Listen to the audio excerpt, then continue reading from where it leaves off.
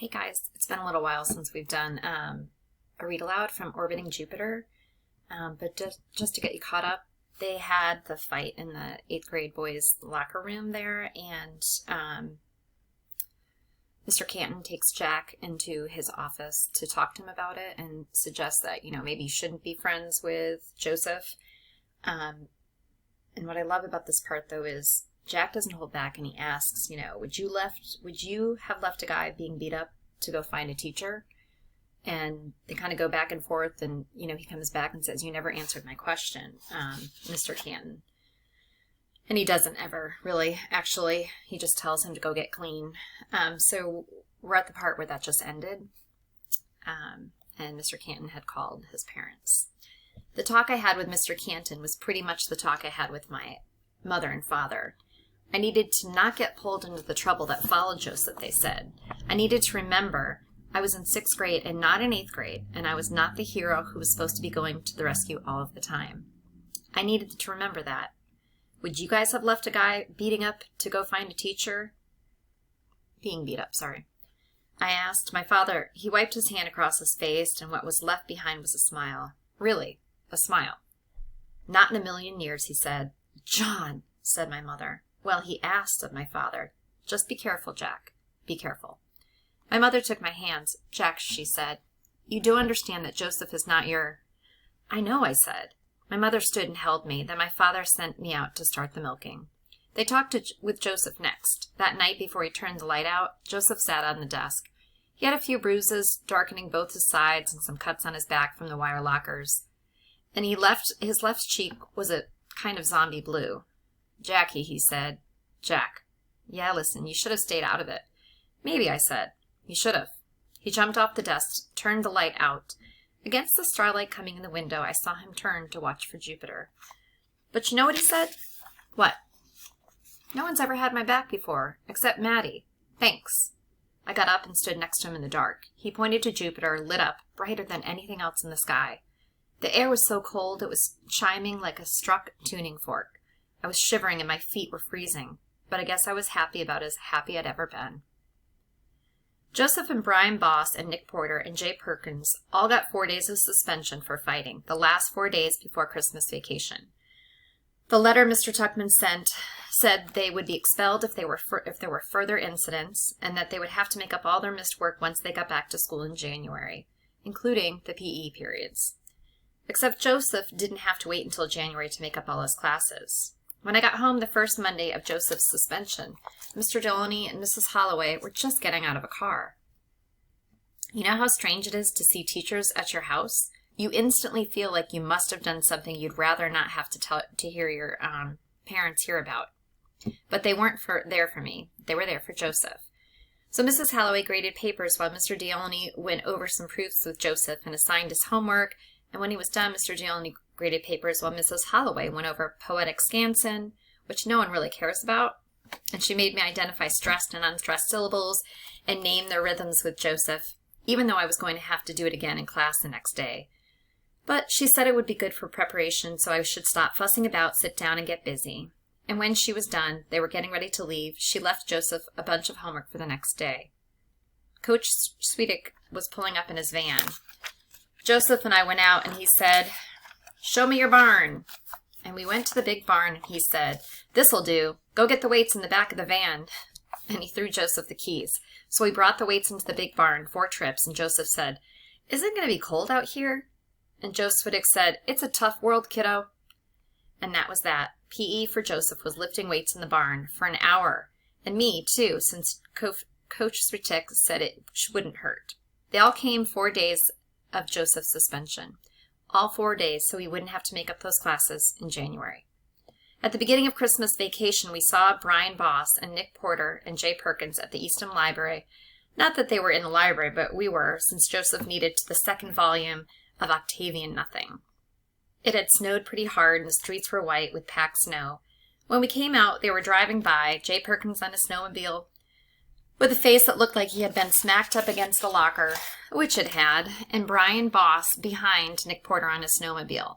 They drove by slowly, watching. Joseph handed me the 2nd volume of Octavian Nothing, and he stood with his hand at his sides, watching back. On the way home, they passed us again on the road.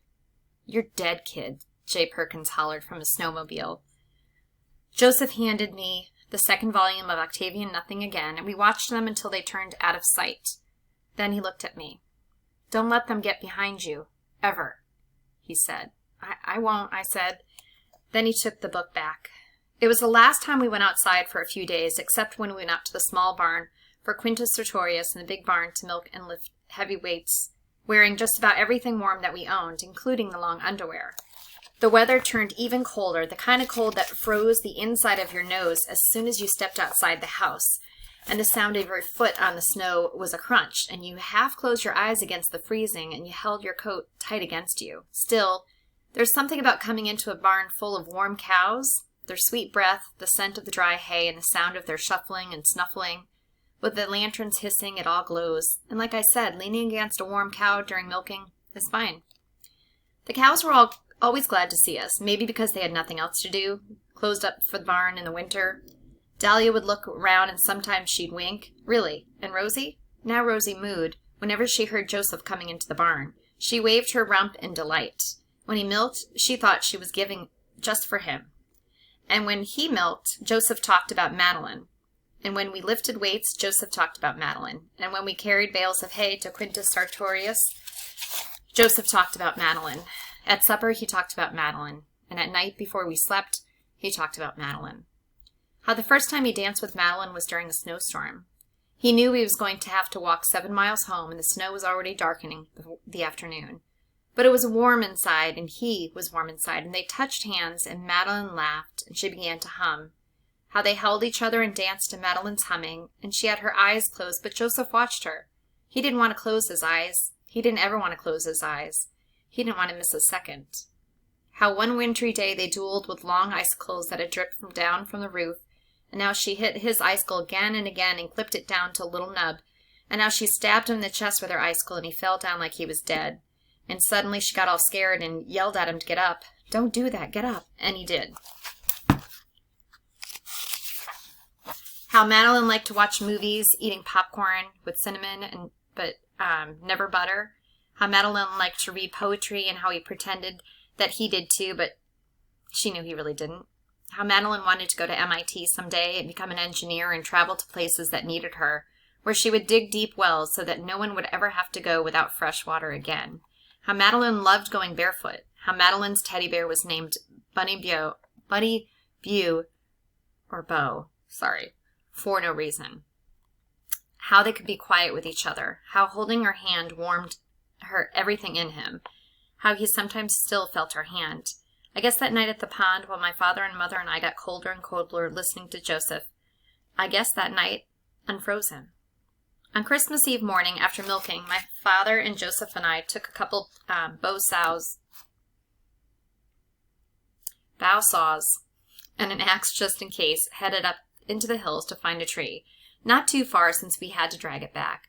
My father and I usually argued back and forth about which one to take, but we didn't this year. For Joseph, this was the first Christmas tree he'd ever had, and when he looked at one and touched its branches and smiled, "Number 5, sort of," it didn't seem right to argue. It was a sweet fir that cut easily, and Joseph and I took each side, and we carried it back home and put it in the front room. Like every year, the smell of it meant Christmas. My mother had brought the boxes of ornaments down from the attic, and we waited while my father fussed the lights on, and then we opened the boxes. Every ornament a story. The old ones from when my mother was a kid, the handmade ones from my 1st grade, 2nd grade, 3rd grade, the red glass bulbs my father bought my mother one Christmas, the 12 golden angels, including this year's new one for every year of my life, the glass bluebird with spread wings, carolers with knitted mufflers, the silver trumpet, the cockeyed teddy bear with his red and white scarf, the tiny sled packed with tinier toys. When we were almost finished, my mother went out to the kitchen and brought back a small box. "This one's for you," she said to Joseph, "for your first Christmas with us." And she handed him the box. Another golden angel. Joseph took it out of the tissue paper. He hung it on the tree and pushed a little with his finger. It turned and glittered with lights. "Jupiter would love this," he said. I'm getting teary-eyed. We milked a little early on Christmas Eve afternoon, since Christmas Eve at night and Easter in the morning are the 2 times my mother is going to have us at New First Congregational, even if the gates of hell stand against us, she said. That meant we ate early and scrubbed long, Joseph too. Afterward, she inspected us, especially the zombie blue patch on Joseph's left cheek, and while she inspected, she asked Joseph if he'd ever been to a congregational church service before. And he said he hadn't ever been to any church service before, congregational or not. My mother looked at him. Never once? She said. He shook his head. Didn't your mother? And immediately she knew she'd gone too far, since Joseph backed up against the wall and looked down. Sorry, Joseph. I'm being nosy and I hate nosy people. I'll finish the dishes. You and Jack run upstairs and get ready. There are 2 pressed shirts for you on the banister. And Jack, this year you can't wear your work boots to church. No argument. Nope, don't even try. I didn't wear my work boots. The night was cold and dark when we got to New First Congregational, and the stars were as thick as cream. Inside, the air was pretty thick, too, filled with that sweet, waxy smell of candles burning. We were a little late, and the pews were mostly filled, so we sat up close to the front, where we could pretty much look right into the manger. Past the red and blue plaster figures, a pink baby lay mostly naked in the hay, as if anyone would leave a mostly naked new baby in hay. We sang Hark the Herald's Angels Sing, and O Little Town of Bethlehem, and O Come All You Faithful. The ones you'd expect, I guess. But Joseph didn't sing. Maybe because he never sang, or maybe because he didn't know the songs. And then Reverend Ballou got up to tell the story. About Joseph and Mary, 2 kids, really. Not married, who found they were going to have a baby. They were in trouble, and they knew it, and there was no one to help them, and plenty of people who didn't want to help them. But angels came and told them not to be afraid because God would be with them, and the baby would be special.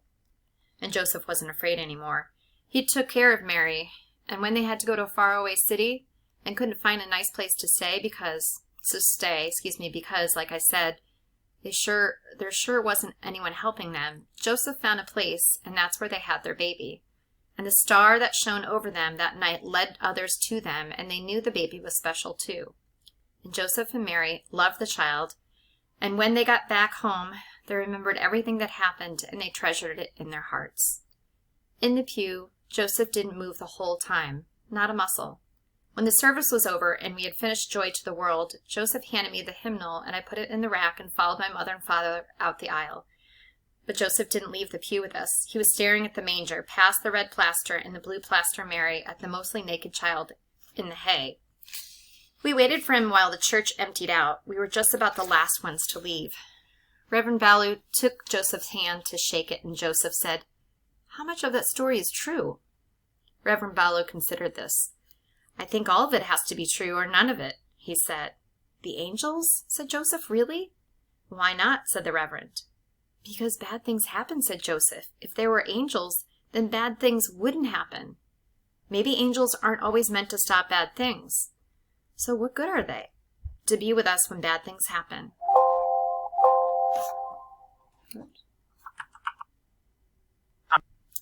Maybe angels aren't always meant to stop bad things. So what good are they? To be with us when bad things happen. Joseph looked at him. "Then where the hell were they?" he said. I thought Reverend was going to start bawling. And that was the end of our Christmas service at New First Congregational, page 112. On Christmas morning, it was snowing hard again.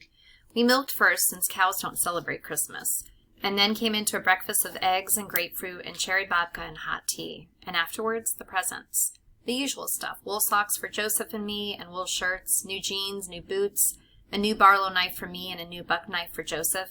Books, pretty good, except Joseph got a copy of Walden, which looked about as boring as wool socks. And when it was over and we sat back, Joseph reading the first page of Walden, probably to be polite, my father said, "Joseph, I think there's one more thing." Joseph looked at him. My father pointed to the tree. There was an envelope underneath Joseph's angel. Joseph stood up and took it. He opened it slowly. He unfolded the paper, he read it, and then read it again aloud. "We'll help," he read.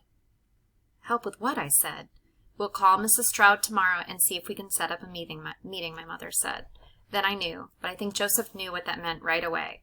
He put the paper back into the envelope. He slipped the envelope between the pages of Walden. And no kidding, watching him, I thought he was going to start bawling just like the Reverend.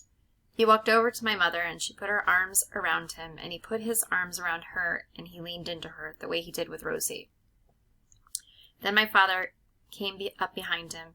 He put his hand on Joseph's back. Christmas is the season for miracles, you know. Sometimes they come big and loud, I guess, but I've never seen one of those. I think probably most miracles are a lot smaller and sort of still and so quiet. You could miss them. I didn't miss this one. When my father put his hand on Joseph's back, Joseph didn't even flinch.